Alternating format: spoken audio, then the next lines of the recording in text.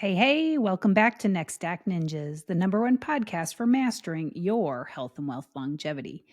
I'm your host, Rachael Van Pelt. Today, I want to talk about how doom scrolling is stealing years from our lives. You know how it goes.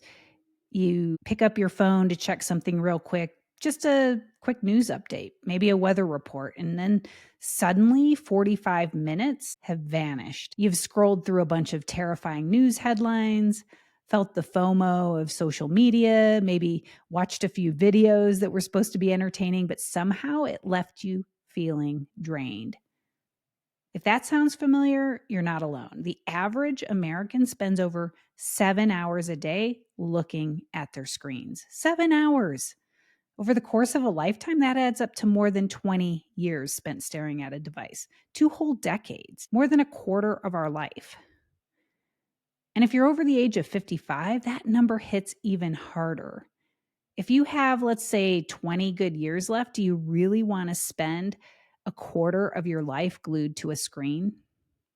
Those are good years that could be spent traveling, building something meaningful, connecting with people you love. I think it's time that we have an honest conversation about doom scrolling and what it's doing to our health, our longevity, and most importantly, the quality of our remaining years. That's why today I'm going to break down what all that screen time is really costing you. Not just in lost time, but in lost health, lost vitality, lost years. And of course, we're going to also talk about how to take back control because you're not meant to spend your best years watching other people live out their lives on a screen. You're meant to be out there living your own life. Let's crunch the numbers though, because I think they're staggering. Those of us over the age of 50, we may spend less time on our screens than the average American, but we're still on our devices 5 to 6 hours per day. That includes everything: your phone, your computer, your tablet, your TV. And sure, some of that screen time is necessary. We check emails, we pay bills, we use those devices for work, of course, but news and social media account for more than 2 hours per day for most people. So a lot of it is still just mindless scrolling. When you extrapolate that out, 5 hours a day on screens comes to 35 hours a week, nearly a full-time job. That's over 2,000 hours per year. And if you continue at that pace for the next 20 years, that's at least 4 years of your life spent on a screen. 4 years. So let me ask you this. If you knew you only had 20 years left, would you be willing to hand over 4 of those years to your devices? Would you be okay knowing that instead of traveling, learning, experiencing, laughing, creating, connecting, that you spent 4 full years watching the latest political scandal unfold or scrolling through social media posts from people you don't even know? That's the reality of where we're at. And the sad truth is, for many people, those numbers are actually much worse. Now, if wasted time was the only problem, that might be okay. I mean, maybe you don't mind giving up 4 out of 20 years of your life to your devices because you're feeling entertained, right? And you still have 16 years left, so who cares? But the truth is, doom scrolling isn't just stealing those years, it's actively speeding up the aging process and it's worsening your health span, probably even shortening your lifespan. Accelerated aging starts with stress. Your brain is wired for negativity, meaning it naturally pays more attention to bad news than good news. It's a survival mechanism. Your brain, it's just trying to keep you safe. It's staying alert to threats. But in today's world, that means your brain is constantly being bombarded with bad news. Crisis after crisis, headline after headline, story after story, designed to grab your attention and keep you hooked. And that constant exposure to negativity, fear, uncertainty, it keeps your body in a state of perpetual stress. Your stress hormone cortisol stays elevated, and that leads to chronic inflammation. And chronic inflammation is at the root of almost every major age-related disease, including heart disease, diabetes, stroke, Alzheimer's, you name it. And then there's sleep. If you're scrolling through distressing news before bed, or even just wasting time on your phone playing a game when you should be sleeping, you are disrupting your circadian rhythm. That's the natural sleep wake cycle that keeps your brain and body healthy. Poor sleep is directly linked to heart disease, diabetes, dementia, rapid cognitive decline, and a shorter lifespan. And let's not forget about physical activity. Every hour you spend scrolling is an hour you aren't moving. And sedentary lifestyle is one of the biggest predictors of age-related decline. It leads to more aches and pains, disease, immobility, disability, and ultimately a shorter, less vibrant life. So let's call it what it is. Doom scrolling isn't just a bad habit, it is an aging accelerator. It's also an unhealthy addiction by design. Most of the headlines that we encounter online are crafted as clickbait. They're engineered to grab your attention. They have inflammatory language and sensational images. You've probably heard the phrase, if it bleeds, it leads. And that couldn't be more accurate.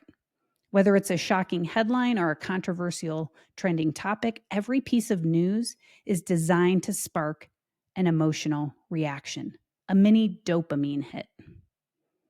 And the repeated dopamine hits keep you coming back for more. But it's not just the clickbait headlines on social media that are to blame. Major mainstream media outlets like the New York Times or CNN, they're also in the attention-seeking game. Their goal isn't necessarily for you to even read an entire article or listen to a full newscast anymore. Their goal is much simpler. They just want to keep you scrolling, to keep you engaged, to keep you coming back for more, because your attention is the commodity. The algorithms that run these platforms are built to keep the dopamine hits flowing, to keep you hooked on an infinite scroll. Every short clip, every headline, every meme is meticulously placed to capture your interest for just a few more seconds. And before you know it, those seconds add up to hours. Those hours add up to days and then decades, don't they?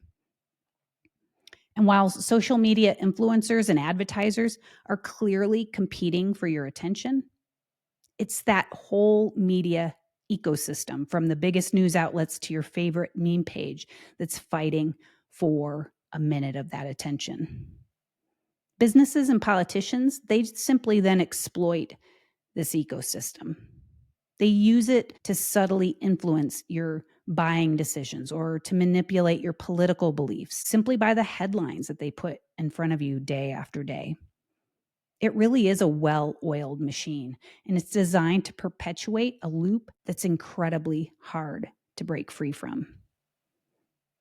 Once we fully comprehend just how addictive doom scrolling is and how awful the health consequences are, it becomes obvious that we need to break the habit. We need to reclaim our attention.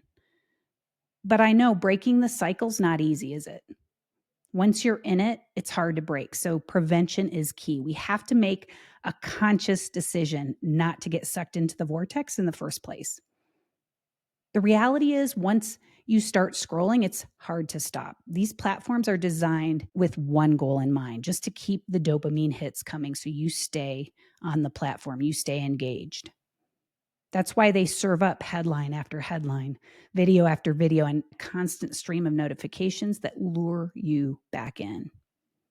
That's why prevention is critical. We have to recognize the urge to scroll even before it starts, rather than try to rely on sheer willpower to pull us out afterwards.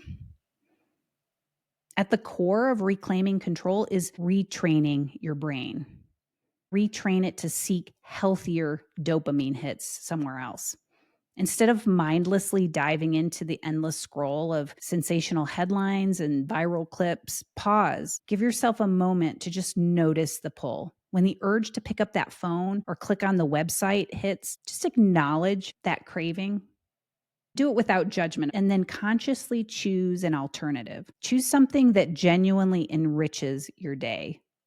Could be as simple as taking a few deep breaths, or it might require a much bigger distraction like stepping outside for a brisk walk or engaging in a creative pursuit. Whatever you choose, these mindful actions help break the cycle of immediate gratification. When you deliberately replace the quick dopamine rewards from doom scrolling with more fulfilling experiences, you're going to retrain your brain's reward system over time.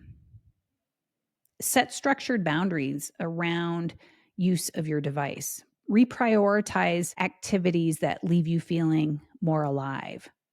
That might be reading, exercising, connecting with loved ones.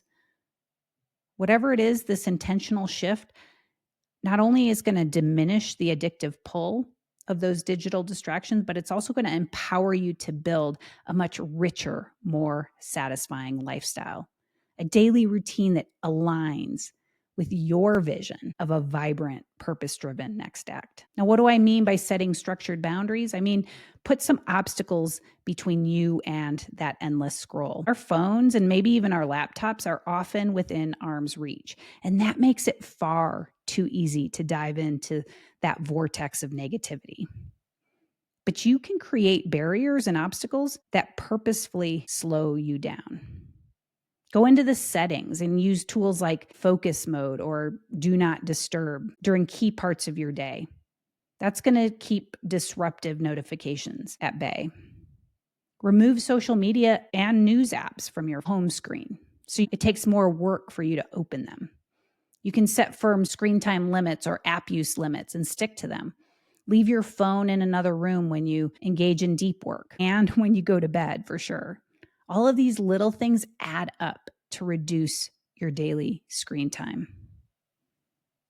It's also important to set intentional boundaries around the news and social media you do consume. I realize that completely cutting these things out is probably not realistic, but you can manage what, when, and how much time you spend on different platforms. For example, decide to check the news and social media just once a day.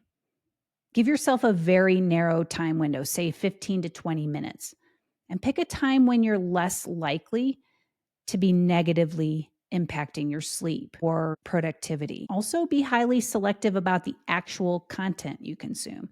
You can curate your feed by only following sources that inspire or educate you rather than instill fear or outrage. The goal isn't just to reclaim your time and attention, but to reclaim the emotional home you choose to live in. I mean, seriously, would you rather feel hopeful or fearful?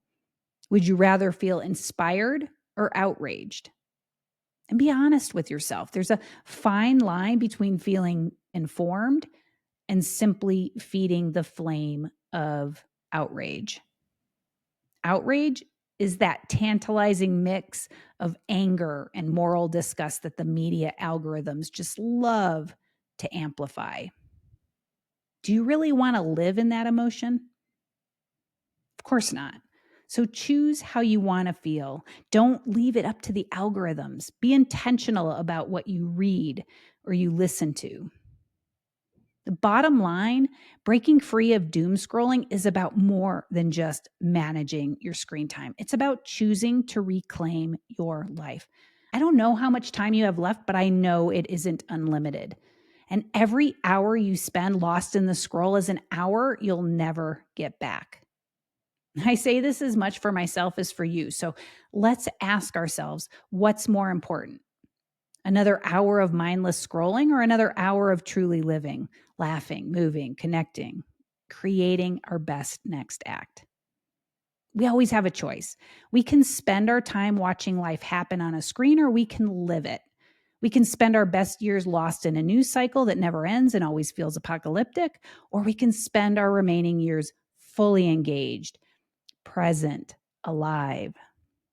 So I leave you with this challenge. Try cutting your screen time out just 1 hour this week.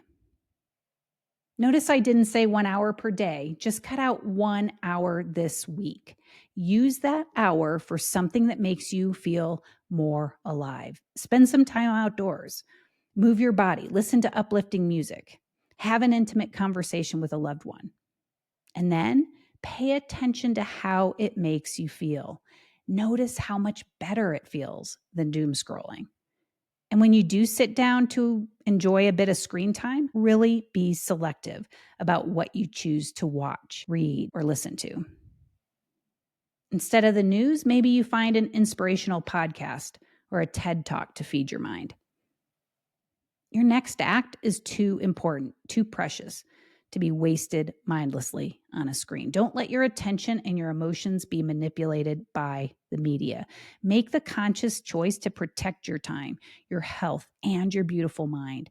Enjoy the added years and higher quality of life that you get back in return. Thank you for joining me today. I fully appreciate your precious attention. If you made it through an entire episode, you're the type of person who consciously chooses content that inspires and educates. Please be sure to share today's episode with a like-minded friend. And together, we'll keep learning how to master our health and wealth longevity. Until next time, live well, love more, age less, my friends.